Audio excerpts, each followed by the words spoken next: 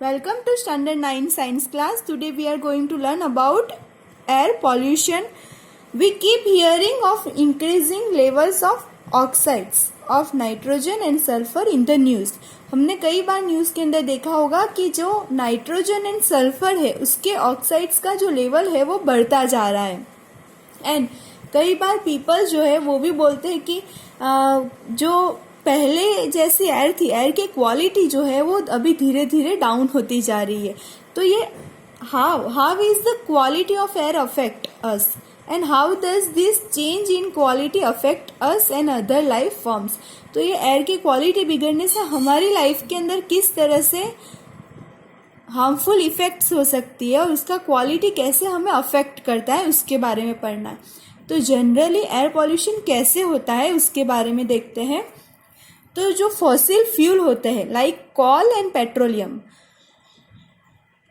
तो उसके अंदर small amounts of nitrogen and sulphur होता है. नाइट्रोजन एंड सल्फर उस पेट्रोलियम के अंदर होता है.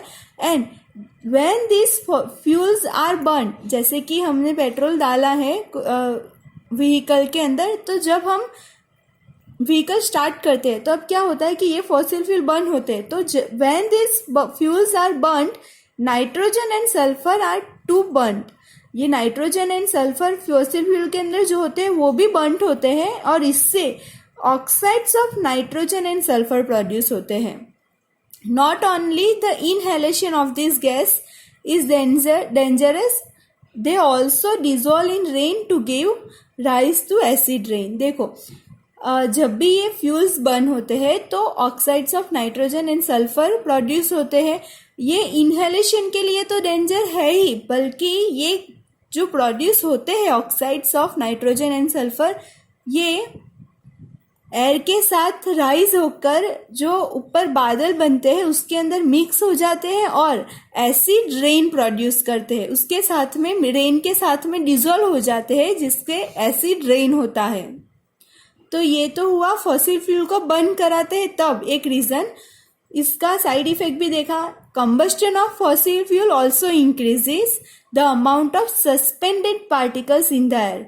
अगर हम कंबस्टन कराते हैं, किसी चीज को जलाते हैं, तब भी एयर को अफेक्ट होता है जिससे एयर के अंदर सस्पेंडेड पार्टिकल्स बहुत बढ़ जाते हैं. इससे क्या इफेक्ट होता है, तो ये जो सस्पेंडेड पार्टिकल्स होते हैं वो अनबर्न कार्बन पार्टिकल्स भी हो सकते हैं या तो फिर सब्सटेंस भी हो सकते हैं. तो ये सस्पेंडेड पार्टिकल्स या तो कोई सब्सटेंस भी हो सकता है या तो फिर अनबर्न्ड कार्बन पार्टिकल्स भी हो सकते हैं. तो इससे क्या होगा कि कई बार presence of high levels of all this pollutants cause the visibility to be lower. इससे विजिबिलिटी जो है वो लोअर हो जाती है, पूरा स्मॉग जैसा दिखने लगता है. And specially in cold weather when water also condense out of the air, this is known as a smog. और जब कोल्ड वेदर होता है, विंटर ले लो या मानसून, तब क्या होता है कि ये जो वेदर के अंदर जो वाटर्स होता है वो भी कंडेंस हो जाता है और स्मॉग फॉर्म हो जाता है. And is a visible indication of air pollution. जो एयर पॉल्यूशन का एक इंडिकेशन ही है जो स्मॉग फॉर्म होता है वो. और स्टडीज से ये पता चला है कि अगर इस तरह का एयर हम कंटिन्यूसली ब्रीथ करते रहेंगे एयर जो है, तो हमें allergies, cancer and heart disease भी हो सकते हैं. कंटिन्यूस अगर ऐसी एयर में ही रहना आएगा तो इस तरह से एलर्जी, कैंसर और हार्ट डिजीज भी हो सकते हैं. And an increase in content of this harmful substance in air is called air pollution. जो ये इंक्रीज होते रहते हैं ये सब substance, oxides of nitrogen and sulphur as well as जो अनबर्न कार्बन पार्टिकल्स है, तो ये जो सब्सटेंस बढ़ते रहते हैं हार्मफुल सब्सटेंस एयर के अंदर, जिसको हम बोलते हैं एयर पॉल्यूशन. तो ये तो हुआ फॉसिल फ्यूल के बारे में. लेकिन जो industry as well as factories में से जो स्मॉग निकलता है तो उससे भी एयर पॉल्यूशन कई ज़्यादा होता है. एज वेल एज और रीज़न की डिस्कस करें तो फायर क्रैकर से भी होता है एयर पॉल्यूशन. नेक्स्ट हमें देखते हैं कि नेक्स्ट 14.3 फिगर में हमें लाइकेन का फिगर दिया गया है. तो ये लाइकेन क्या होती है? Lichen is commonly found growing on barks of the tree as a thin greenish white crust. ये जो लाइकेन होती है वो ट्री की बाग के ऊपर आपको दिखने को मिलेगा. तो ये जो लाइकेन होती है, organisms call lichens are found to be very sensitive to the levels of contaminants like sulphur dioxides in the air. ये जो लाइकेन्स है वो सल्फर डाइऑक्साइड से बहुत ही सेंसिटिव होती है, यानी जहाँ पे सल्फर डाइऑक्साइड का लेवल बहुत ज़्यादा होगा वहाँ पे ये आपको देखने को नहीं मिलेगी ये लाइकेन. आपको ये कंपेयर करना है कि रोड के साइड पे जितने भी ट्री है वहाँ पे लाइकेन आपको कितनी देखने को मिलती है और रोड के साइड अवे रोड के दूसरे वाले एरिया में लाइकेन कितनी देखने को मिलती है. तो आप देख सकोगे कि जो रोड साइड होता है ट्रीज वहाँ पे लाइकेन आपको बहुत कम दिखने को मिलेगा क्योंकि लाइकेन वो बहुत सेंसिटिव होती है. जबकि आप रोड के दूसरे वाले अंदर वाले पार्ट्स में देखोगे जितने भी ट्री होंगे वहाँ पे लाइकेन का अमाउंट ज़्यादा होगा क्योंकि वहाँ पे पॉल्यूशन कम रहता है. तो यही डिफरेंस है, यही समझाना चाहते हैं कि जो पॉल्यूशन है वो बहुत बढ़ता जा रहा है जिससे इस सारे इफेक्ट जो है वो लिविंग बीइंग्स पे हो रहे हैं. तो नेक्स्ट देखते हैं 14.2 water a wonder liquid. Water के बारे में देखना है हमें. तो water occupies very large area of earth surface and it is also found in underground as well as some amount of water exist in the form of water vapour. कुछ जो है वो वाटर वेपर के form में exist कर रहा है, कुछ अंडरग्राउंड में है एंड अर्थ की सरफेस पे तो बहुत सारे एरिया के अंदर कवर किया गया है. तो जो मोस्ट ऑफ द वाटर है तो वो हमें सीज एंड ओशन में ज़्यादातर पानी है, सीज एंड ओशन में. तो वो कैसा है? वो सैलिन है. एंड फ्रेश वाटर की बात करें तो fresh water is found frozen in ice caps at the 2 poles. जो 2 पोल्स है उसके आइस कैप पे पाया जाता है, वो भी फ्रोजन फॉर्म में. And on snow covered mountains as well as mountain पे है. तो सीज एंड ओशन में जो है वो पानी तो सैलिन होता है, लेकिन फ्रेश वाटर की बात करें तो 2 पोल्स पे एज वेल एज माउंटेन्स पे होता है.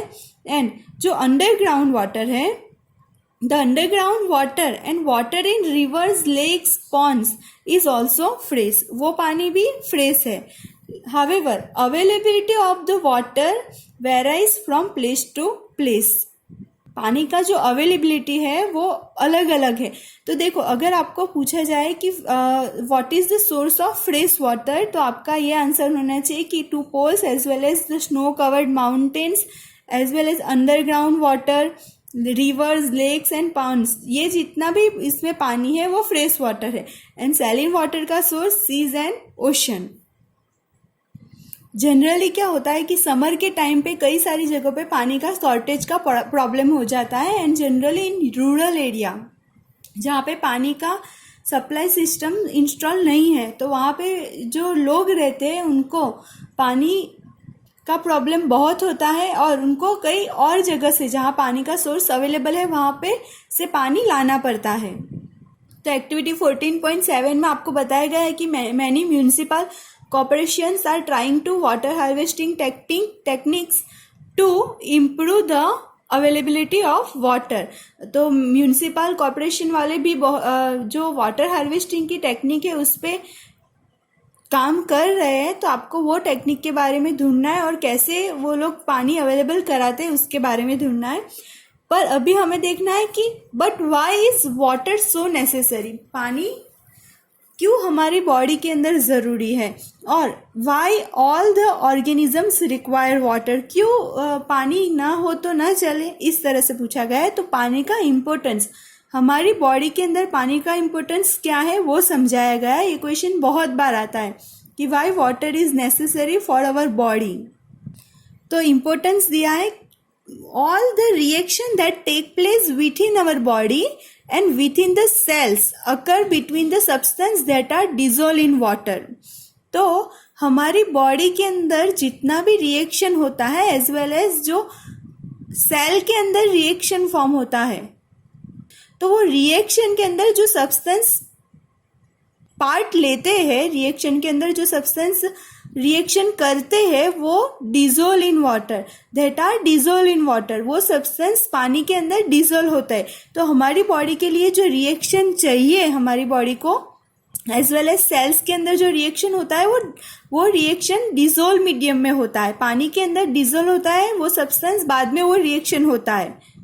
और हमारी बॉडी में जो भी सब्सटेंस ट्रांसपोर्ट होते हैं, यानी कि substance are also transported from one part of body to other part in dissolve form. तो जो ट्रांसपोर्ट जो होते रहते हैं सब्सटेंस, वो भी डिजोल्व फॉर्म के अंदर ही होता है।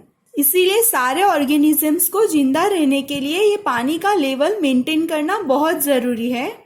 और जनरली जो टेरेस्ट्रियल लाइफ फॉर्म्स जो होते हैं वो उनको फ्रेश वाटर ही चाहिए। हम लोग सैलिन वाटर यूज़ नहीं कर सकते हैं, क्योंकि अगर हम सैलिन वाटर यूज़ करेंगे तो उसके अंदर सॉल्ट होगा, बहुत सारा जो है वो सॉल्ट डिजोल्व के फॉर्म में भी होगा। तो इससे हमारी बॉडी टॉलरेट नहीं कर सकते, इतना सारा high amount of dissolve salt जो है वो टॉलरेट नहीं कर सकते। इसीलिए हमें फ्रेश वाटर ही चाहिए होता है पीने के लिए। तो इसीलिए जो animals as well as plant, land पे जितने भी एनिमल्स एंड प्लांट्स जो सर्वाइव करते हैं उसको पानी चाहिए, और पानी की ज़रूरत जो है वो हमारी बॉडी में बहुत है, क्योंकि जो सारे रिएक्शन एज वेल एज जो ट्रांसपोर्ट होता रहता है वो डिजोल्व फॉर्म में होता है। वो पानी, उसके लिए पानी बहुत ज़रूरी है। तो आज के लिए इतना ही, और जो क्वेश्चन मैं आप लोग को दे रही हूँ वो उसके क्वेश्चन के आंसर आपको नोटबुक में नोट कर देना है। Okay friends, thank you.